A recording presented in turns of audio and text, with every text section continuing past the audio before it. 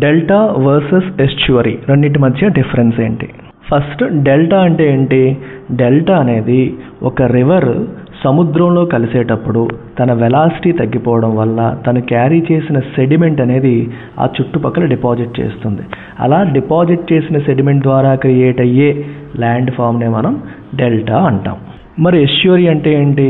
ఎస్చువరీ అనేది రివర్ లేదా స్ట్రీమ్స్ నుంచి వచ్చే ఫ్రెష్ వాటర్ సముద్రం నుంచి వచ్చే సాల్ట్ వాటర్తో మిక్స్ అవ్వడం వల్ల క్రియేట్ అయ్యే ఒక బ్రాకిష్ కోస్టల్ ఏరియా.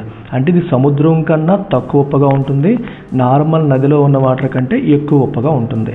అట్లాంటి ఒక కోస్టల్ ఏరియాని మనం ఎస్చువరీ అంటాం. ఈ రెండింటిలో కామన్ ఆస్పెక్ట్ ఏంటంటే రెండు కూడా నదులు సముద్రంలో కలిసే చోట ఏర్పాటు అవుతాయి.